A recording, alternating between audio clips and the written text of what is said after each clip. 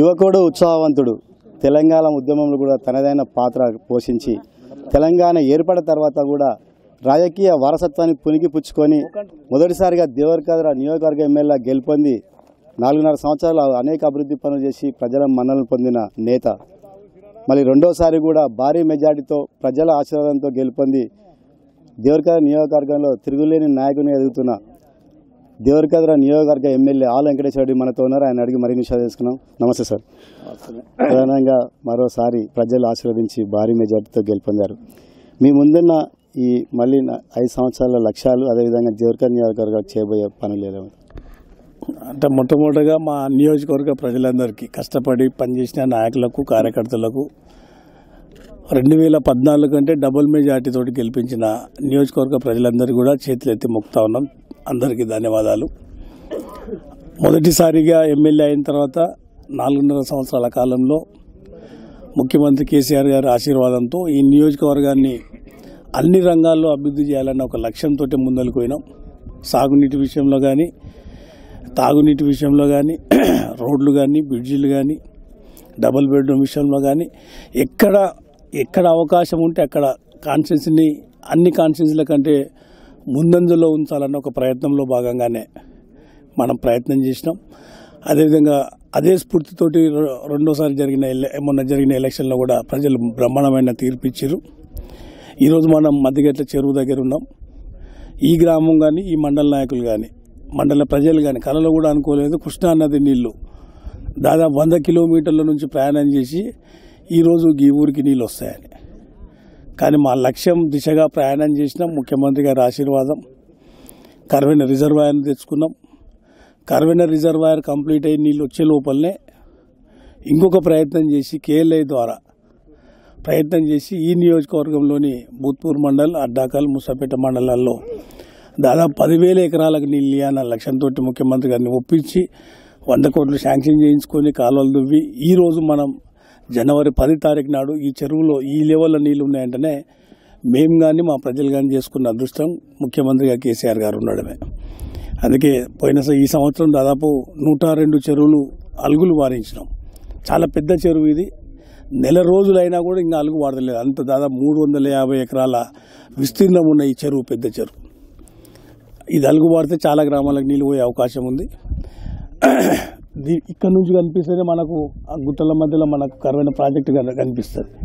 Karvena project complete అయితే గ్రావిటీతోటే ఈ చెరువులకు నీళ్ళు వస్తాయి. ఈ చెరువు నుంచి ఒక చెరువు లింకు చెరువులు ఈ మండల్ కానీ, భూత్పూర్ మండల్ కానీ, మూసపేట, అడ్డాకల్, దేవరకద్ర ఈ 4 మండలాల్లో 65,000 ఎకరాలకు నీళ్ళు ఇచ్చే అవకాశం కర్వెన ప్రాజెక్టు నుంచి ఉంది. నిజంగానే ఇప్పటివరకు కర్వెన కంప్లీట్ కావాల్సి ఉండే కానీ దురదృష్టం ఏంటంటే ప్రతిపక్షాలకు సంబంధించిన నాయకులు కేసులు వేసిన మూలంగా కర్వెన నుంచి వచ్చే కాలువలు కాలేదు. కానీ మొన్న మేము గెలిచిన సందర్భంగా కూడా మళ్ళొకసారి విజ్ఞప్తి చేసిన ప్రతిపక్ష నాయకులకు ప్రజల తరఫున మేము కాలు ముక్కనీకైనా రెడీగా ఉన్నాం. ఇప్పటికైనా వేసిన కేసులు విడ్రా చేసుకుంటే తొందరగా కాలువలు కంప్లీట్ చేసుకుంటే కర్వెన కంప్లీట్ చేసుకుంటే ప్రతి గ్రామానికి నీళ్ళు వచ్చే అవకాశం ఉంటాయి. ఈరోజు మధ్యగట్ల ఒక్క చెరువు నింపితేనే ఈ మండల్లో ఉన్న ప్రజలు కానీ, ఇలా ఈ గ్రామ ప్రజలు కానీ, చుట్టుపక్కల గ్రామాల ప్రజలు కానీ, బోర్లు రీఛార్జ్ అయిన రైతులు కానీ ఎంత సంతోషపడుతున్నారంటే ఇలా తెలంగాణ వచ్చింది కాబట్టి, వచ్చిన తెలంగాణకు కేసీఆర్ గారు ముఖ్యమంత్రిగా ఉన్నారు కాబట్టి ఎక్కడో 100 కిలోమీటర్ల దూరంలో ఉన్న కృష్ణా నీళ్లు ఇలా మా ఊర్ల చెరువులకు వచ్చినాయి. ఇలా కేసీఆర్ గారే లేకపోతే ఇది వచ్చేదా అన్న ఒక భావన అందరిలో కలిగింది. ఇలా కేసీఆర్ గారు ఉన్నందుకు ఇంత గొప్పగా పోతా ఉన్నాం. ఈ రెండోసారి మమ్మల్ని బ్రహ్మాండమైన మెజార్టీతో గెలిపించి కాబట్టి మా లక్ష్యం కూడా అదే పెట్టుకున్నాం. ఈ 2 సంవత్సరాల కాలంలో కర్వెన ప్రాజెక్టు కంప్లీట్ చేయాలి. కర్వెన నుంచి ప్రతి గ్రామానికి, ప్రతి చెరువుకు, ప్రతి ఎకరాకు నీళ్ళు ఇవ్వాలన్న లక్ష్యంతో ముందలుకోతున్నాం. ముఖ్యమంత్రి గారి ఆశీర్వాదం ఉంది. తప్పనిసరిగా సక్సెస్ అవుతామన్న నమ్మకం ఉంది. 100% ఈ 2 సంవత్సరాల సక్సెస్ చేస్తామని కూడా ఈ సందర్భంగా మా నియోజకవర్గ ప్రజలందరికీ తెలియజేస్తూ ఉన్నాం. 2 లక్ష్యాలు పెట్టుకున్నాం. పోయిన సంవత్సరం దాదాపు 29 గ్రామాలకు బీటీ రోడ్లు వేసినాం. ఈసారి కర్వెన కంప్లీట్ చేసుకొని సాగునీరు ఇవ్వాలి. అదేవిధంగా ప్రతి గ్రామంలో కొన్ని వందల డబుల్ బెడ్రూమ్లు కట్టేయాలి. దాదాపు 136 గ్రామ పంచాయతీలు నా కాన్స్టిట్యున్సీలో కొన్ని ఎక్కడ ఎలక్షన్ సందర్భంగా చాలా గ్రామాల్లో బీదలకు ఇల్లు లేని వాళ్ళు ఉన్నారు. అందుకే ముఖ్యమంత్రి గారిని ఒప్పించైనా సరే ఎక్కువ మొత్తంలో డబుల్ బెడ్రూమ్లు తీసుకొచ్చి కట్టేయాలని ఒక లక్ష్యం. ఈ 2 లక్షలు పెట్టుకొని పోతున్నాం. మిగతా అన్ని ఇంకొక 7-8 గ్రామాల బీటీ రోడ్లు ఉన్నాయి. ఆ 7-8 గ్రామాల బీటీ రోడ్లు వేసేస్తే కాన్స్టిట్యున్సీ మొత్తం కూడా బీటీ రోడ్లు వేసిన ఘనత సాధించినట్లయితుంది. ఈ సందర్భంగా మరొకసారి నియోజకవర్గ ప్రజలన్నీ మీ ఛానల్ ద్వారా కోరుతా ఉన్నాం. రెండోసారి మంచి మనసుతోటి పనిచేస్తున్న ప్రభుత్వాన్ని తీసుకురావాలన్న ఉద్దేశంతో ఇలా టీఆర్ఎస్ పార్టీని అధికారంలోకి తెచ్చారు, మమ్మల్ని ఎమ్మెల్యేగా గెలిపించారు. రేపు జరగబోయే సర్పంచ్ ఎలక్షన్లో కూడా విఘ్నతతోటి ఓటేయమనే కోరుతా ఉన్నాం. మంచి మనుషులను ఎన్నుకోండి. అధికార పార్టీకి టీఆర్ఎస్ పార్టీకి సంబంధించిన వ్యక్తులనే సర్పంచ్గా ఎన్నుకోవాల్సిన అవసరం ఉందని సందర్భంగా తెలియజేస్తా ఉన్నాం. ఎందుకంటే పార్టీకి సంబంధించిన వ్యక్తులు సర్పంచ్గా ఉంటే కోఆర్డినేషన్ మాతోటి కానీ ప్రభుత్వంతో కానీ ఈజీగా ఉంటుంది, కోఆర్డినేషన్ ఈజీగా ఉంటుంది, గ్రామాలు కూడా మంచిగా డెవలప్ చేసుకోవడానికి అవకాశం ఉంటుంది. కాబట్టి ఈ అవకాశాన్ని సద్వినియోగం చేసుకోవాలని కోరుతా ఉన్నాం. అదేవిధంగా కొత్తగా 35 గ్రామ పంచాయతీలు అయినాయి. ఆ గ్రామ పంచాయతీలు కానీ మొత్తం 136 ఉన్నాయి కాన్స్టిట్యున్సీలో. ఎక్కడ వీలైతే అక్కడ ఏకగ్రీవంగా సర్పంచ్లను ఎన్నుకోవాలని పిలుపునిస్తున్నాం. ఎందుకంటే ప్రభుత్వంకి వెళ్ళి వచ్చి ఒక 10 లక్షల నజరానా ఉంది. అవి కాక నా నిధులకి వెళ్ళి కూడా ఒక 15 లక్షలు ఇస్తా అని చెప్పినాం. మొన్న పేపర్ స్టేట్మెంట్ ఇచ్చినాం. ఓవరాల్గా 25 లక్షలు ప్రతి గ్రామానికి వచ్చే అవకాశం ఉంది. కాబట్టి దాన్ని సద్వినియోగం చేసుకోండి. ఎలక్షన్లు కాకుండా ఇనానిమస్గానే వార్డు మెంబర్లు కానీ సర్పంచ్ కానీ ఆ విధంగా గెలిపించుకోవాలని మరొకసారి. ప్రధానంగా మీరు గెలిచిన తర్వాత ఇప్పుడు మీ ముందున్న సవాళ్ళు గ్రామ పంచాయతీ ఎన్నికల్లో చాలా మటుకు ఒకే గ్రామంలో 4 నుంచి 6 మంది వరకు కూడా పోటాపోటీగా మీ పార్టీలోనే ఉన్నారు. వాళ్ళు ఎట్లా సమస్య పరిష్కరించి ఏకగ్రీవంగా కానీ తర్వాత విధంగా ఒక వ్యక్తి నిలబెట్టే ఎట్లా పరిష్కరించబోతున్నారు? ఇప్పుడు ప్రతి గ్రామంలో బ్రహ్మాండమైన మెజార్టీలు వచ్చినాయి. 500, 600, 1000, 900 వచ్చేసరికి పార్టీకి సంబంధించిన వాళ్ళే ఒక్కో గ్రామంలో 5 మంది 6 మంది ఉన్నారు. అందుకే పేపర్ ద్వారా టీవీ ద్వారా రిక్వెస్ట్ చేస్తూ ఉన్నాం. పార్టీకి సంబంధించిన వ్యక్తి సర్పంచ్ అయితే చాలు. అంతేగాని 6 కొట్లాడుకొని మనస్పర్ధలు పెంచుకునే దానికంటే సామరస్యపూర్వకంగానే గ్రామాల్లో కూర్చోవాలి. పార్టీ నుంచి సింగిల్ పర్సన్ను ఫైనల్ చేయాలి.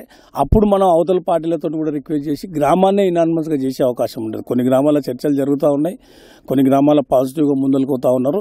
ఆ లైన్లోనే అందరూ ప్రయత్నం చేయాలని కూడా కోరుతా ఉన్నాం.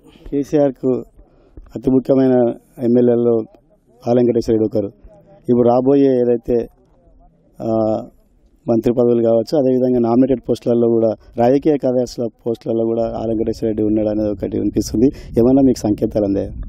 నేను ముఖ్యమంత్రి గారిని అయితే నేను ఎప్పుడు అడగలేదు. మా లైన్ మా టార్గెట్ 2 పెట్టుకున్నాం. కరువైనా కంప్లీట్ చేయాలి, డబుల్ బెడ్రూమ్ కట్టియాలి. మంత్రి పదవులు కార్యదర్శులు ఇవన్నీ మా లైన్లో లేవు, మా ఆలోచన కూడా లేదు. ముఖ్యమంత్రి గారు ఎవరికి అనుకుంటే వాళ్ళకు ఇచ్చుకుంటారు. అది ముఖ్యమంత్రి గారి ఇష్టం. అది మేము ఆ లైన్లో ఆలోచన కూడా చేయట్లేదు. ప్రధానంగా కేసీఆర్ ఢిల్లీ రాజకీయాల్లో చక్రం దిగబోతున్నారు, కీలకమైన వ్యక్తిగా మారబోతున్నాడు. అదే సందర్భంలో కూడా వచ్చే పార్లమెంట్ ఎన్నికల్లో మహబూబ్నగర్ మంచి మెజార్టీ ఇచ్చింది కాబట్టి మహబూబ్నగర్ నుంచి కూడా నిలబడే పోతున్నాడు అని చెప్పేసి కొద్దిగా వినికిడి వినిపిస్తుంది. మీకేమైనా దానికి సంబంధించి సమాచారం ఉంది? అంటే ముఖ్యమంత్రి గారు వస్తారా లేదా అన్నది మాకు ఇప్పటివరకు ఇన్ఫర్మేషన్ లేదు. కానీ ఈ నెక్స్ట్ జరిగే పార్లమెంట్ ఎలక్షన్లో కొన్ని లక్షల మెజార్టీ తోటి టీఆర్ఎస్ పార్టీ గెలవబోతూ ఉంది. ఎందుకంటే మొన్న జరిగిన అసెంబ్లీ ఎన్నికల్లో 7-7 గెలిచిన ప్రజల స్పందన క్లియర్గా కనిపిస్తూ ఉంది. ముఖ్యమంత్రి గారు ప్రవేశపెట్టిన ఇలా రైతు బంధు పథకం దేశవ్యాప్తంగా చర్చ జరిగి ఇప్పటికే ఒక 4 రాష్ట్రాల్లో దీన్ని అమలు చేస్తూ ఉన్నారు. అంటే ఆ ఘనత కేసీఆర్ గారిది. ఇలా ఢిల్లీ లాంటి ఏరియాల్లో వేరే రాష్ట్రాల్లో పేపర్లు అక్కడ ఉన్న లోకల్ పేపర్లో కూడా కేసీఆర్ పథకం అనే అక్కడ కూడా రాస్తున్నాయి. అంటే కేసీఆర్ గారికి అంత క్రేజీ వచ్చింది. ఎందుకు వచ్చింది?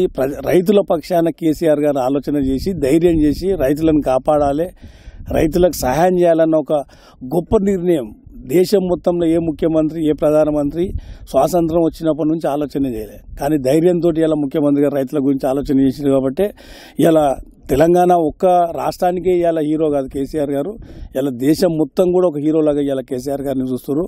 రాబోయే కాలంలో కూడా ఢిల్లీలో బ్రహ్మాండంగా ఇలా దేశ రాజకీయాల్లో కీలక పాత్ర కేసీఆర్ గారు పోషించబోతారు ఉన్నారు అన్నదానికి స్పష్టంగా మనకు కనిపిస్తూ ఉంది. ఈడబెట్టిన పథకాలే ఇలా ఒరిస్సా కానీ బెంగాల్ కానీ ఛత్తీస్గఢ్ లాంటి రాష్ట్రాల్లో రైతు బంధు ఇలా కేసీఆర్ గారి పథకాన్ని మేము ఇంప్లిమెంట్ చేస్తున్నామని ఆ ముఖ్యమంత్రులే చెప్పి పెడుతున్నారంటేనే ఆ పథకం గొప్పతనం కేసీఆర్ గారి గొప్పతనం అర్థమవుతా ఉంది. అందుకే రాబోయే పార్లమెంట్ ఎలక్షన్లో బ్రహ్మాండమైన మెజార్టీ దిశగా అంటే జాతీయ పార్టీ అయిన కాంగ్రెస్ పార్టీ డిపాజిట్ కోల్పోయే దిశగానే పార్లమెంట్ ఎలక్షన్లో తీర్పు ఇవ్వబోతా ఉన్నారు ప్రజలు కూడా. ఇది ఏదైతే ఆల వెంకటేశ్వర రెడ్డి గారు చెప్తున్నమాట. ప్రధానంగా ఇప్పటికే 2వసారి ప్రజలు ఆశీర్వదించారు. అదేవిధంగా ఏదైతే ఆయన వృత్తిరీత్యా ఇంజనీర్ ఉన్నప్పటికీ కూడా అదే స్థాయిలో మొత్తం కూడా మిషన్ భరిత కానీ తన ముందున్న లక్ష్యం కరోనా ప్రాజెక్టు ఇప్పటికే పూర్తి కావాల్సింది. కానీ కాంగ్రెస్ పార్టీ నాయకులు కేసులు వేయడం వల్ల కొద్దిగా ఆలస్యమైంది. అయినా సరే ఈ 2 సంవత్సరాల్లో కూడా పూర్తి చేయడానికి కృషి చేస్తామని చెప్పేసి కూడా దేవరకద్ర నియోజకవర్గ ఎమ్మెల్యే ఆల వెంకటేశ్వర చెప్తున్నారు. కెమెరా పర్సన్ కిరణ్తో Shekar Goud, bureau chief, TG news, Mahabubnagar జిల్లా.